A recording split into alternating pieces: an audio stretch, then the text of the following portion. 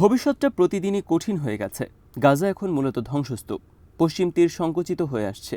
ইসরায়েলের নেতাদের উপর চাপ আরও বাড়ছে। তারা পুরো ভূখণ্ডটাই চায়। ফিলিস্তিনিরা প্রতিদিনই আরও বেশি করে ভূখণ্ড হারাচ্ছে। এই বাস্তবতায় আশা দেখছেন না অনেকেই, কারণ ইসরায়েলের পরিকল্পনা নতুন নয়, পুরনো। সেটাকে তারা যেভাবেই হোক এগিয়ে নিচ্ছে, এখনও নিচ্ছে।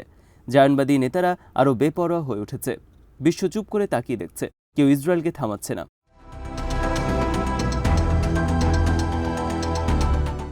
এটা শুধু ভূখণ্ডের বিষয় নয়, এখানে মানুষ আছে। ফিলিস্তিনি পরিবারগুলো বিচ্ছিন্ন হয়ে গেছে। শিশুরা আতঙ্ক নিয়ে বড় হচ্ছে। ঘরবাড়িগুলো গুড়িয়ে ধুলা হয়ে গেছে। প্রায় 1.5 লক্ষ মানুষ নিহত হয়েছে গাজায়। কয়েক মিলিয়ন মানুষের যাওয়ার কোনো জায়গা নেই। যন্ত্রণার মাত্রা প্রতিদিনই বাড়ছে। ইসরায়েল ফিলিস্তিনিদেরকে নিঃশেষ করে দিতে যাচ্ছে। উচ্ছেদ উৎখাত স্বাভাবিকভাবে হচ্ছে না। সবখানেই ভয়াবহতা, সহিংসতা।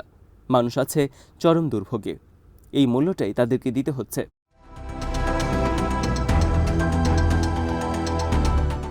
বিশ্লেষকরা বলছেন, এটা শুধু ফিলিস্তিনিদের বিষয় নেই, আর এটা একটা লক্ষণ। ইসরায়েল যদি এই গণহত্যা করে পার পেয়ে যায়, তাহলে অন্যরাও সেটা করবে। আইন বলতে আর কিছু নেই। শক্তিই এখানে শেষ কথা। দুর্বলরা এখানে পরাজিত। বিশ্বের জন্য এটা একটা বড় পরীক্ষা। ইসরায়েল ফিলিস্তিনিদের চূড়ান্ত উৎখাত চায়। এটা তারা চাচ্ছে সে 1948 সাল থেকেই। পার্থক্য শুধু এতটুকুই যে প্রকাশ্যে এখন কথাটা বলতে শুরু করেছে তারা। গাজা শুধু নয়, পশ্চিম তীরেও রক্ত ঝরছে এখন। ইতিহাসের ধারাবাহিকতাতেই সবকিছু ঘটছে। ফিলিস্তিনিরা বীরের জাতি। টিকে থাকার জন্য তারা অকাতরে জীবন দিয়েছে। যদিও বিশ্ব তাদের মুখ ফিরিয়ে রেখেছে। অট্টহাসি দিচ্ছে স্মোটরিচ আর বেন গাভিরের মতো জায়ানবাদীরা।